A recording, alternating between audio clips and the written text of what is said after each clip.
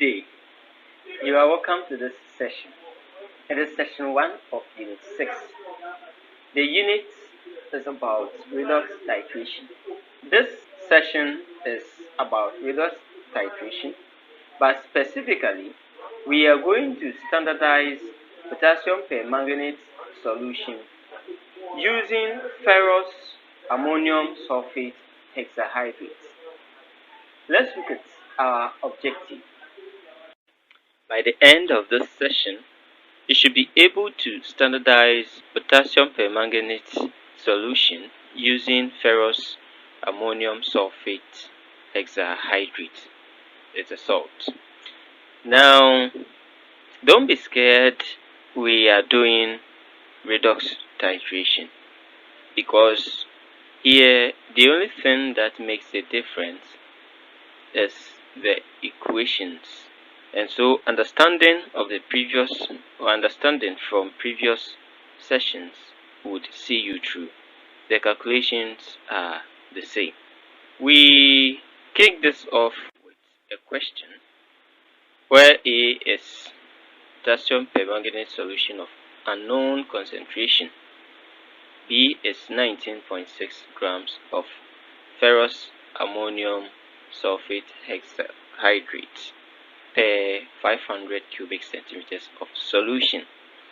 So before we proceed, can we draw anything from this solution B?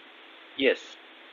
Here we have the mass, and then we have the volume. So obviously we would need to find the mass concentration from here.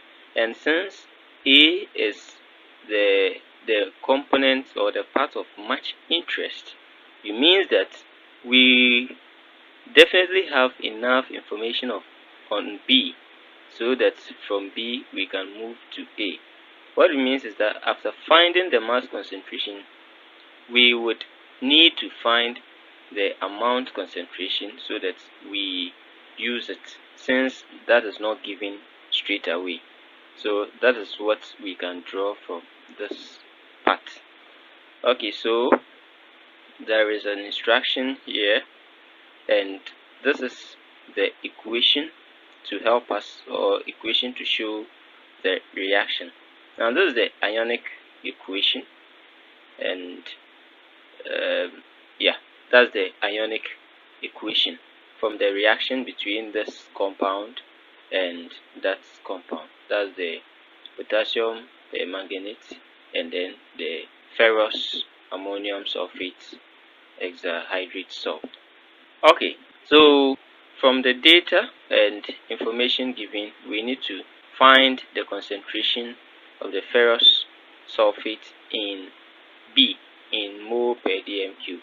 Like we said, we will need that concentration since it wasn't given, so that we can proceed to find that of the other component, the potassium permanganate. Alright, and then also we are to find the concentration of potassium permanganate in A, in mole per dm cube, as well as in grams per dm cube. We have our atomic masses here, and we are to take the average volume of A used to be 23.40 cubic centimeters. So like I earlier said, we need the concentration, but we have been given information on the mass concentration of the ferrous ammonium sulfate salt. And so what we need to do is to first find our mass concentration. Then from the mass concentration and molar mass, we find the amount concentration. Or we can still do it straight away by stating that amount concentration is equal to mass over molar mass times volume, without going through the mass concentration. Okay, so the formula that we wrote, we are going to need the molar mass of the ferrous ammonium sulfate. So we do find the molar mass, and in finding the molar mass, as usual, though we see this to be a very complex compound, we still find its molar mass as we have been doing. So we have these two multiplying what is in the bracket, that is the ammonium, and so nitrogen 14 and then hydrogen is 4, then plus this sulfur which is 32, and then we have 4 atoms of oxygen, so 4 times 16, and then we have the iron which is 56, sulfur which is 32, we have another 4 atoms of oxygen, so 16 times 4, then plus this we have 6 moles of the water. Now the water itself has molar mass of 18, oxygen is 16, hydrogen is 2. Okay, because though the relative atomic mass of hydrogen is 1, we have 2 atoms here, so the water is now 18 times this 6, and that gives us 392 grams per mole as we have here. So next is to just put in our values so we can find the amount concentration. So here the amount concentration is equal to the mass concentration that we have found over the molar mass. The mass concentration was 39.2 and the molar mass we have found to be 392. And so when we do this, we now have our concentration, amount concentration of B to be 0.1 moles per cubic decimeters. Alright, so using the first principle, we need to interpret this. What this 0.1 mole per dm cube means is that there is 0.1 moles in 1 dm cube. So if, and that 1 dm cube translate into cm cubed as 1000.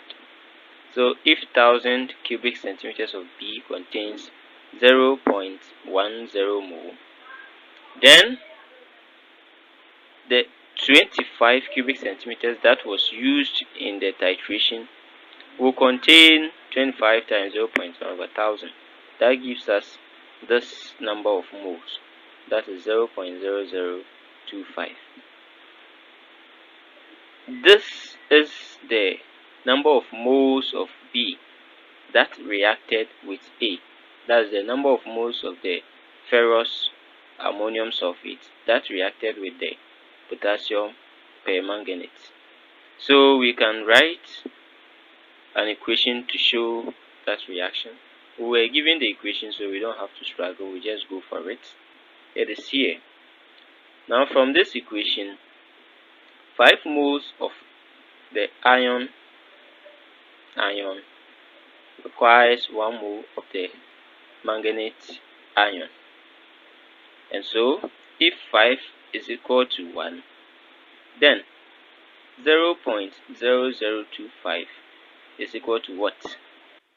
So if we do that, we are going to have 1 over 5 times 0.0025 moles of the manganate, and that gives us 0.0005, and that is the number of moles of the manganate ion in the small volume, the 23.4 cubic centimeters.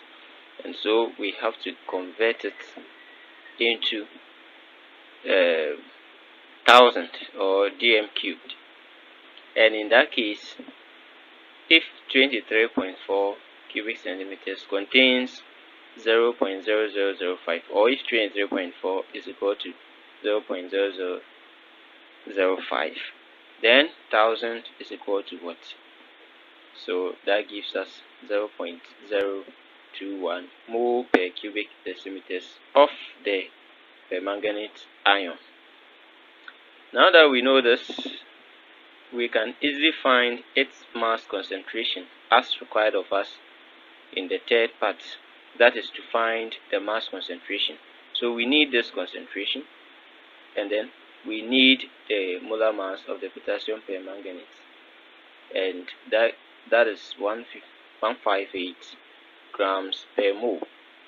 We know that rho, or mass concentration, can be defined as amount concentration times molar mass. So we put in our values. This is our concentration in mole per dm cubed, and then we have the molar mass over here. So this gives us 3.16 grams per cubic decimeters. And this was the last thing that we're supposed to do. Alright, now we end this session with this question. I urge you to try it, try solving it. I know you'll be able to solve it.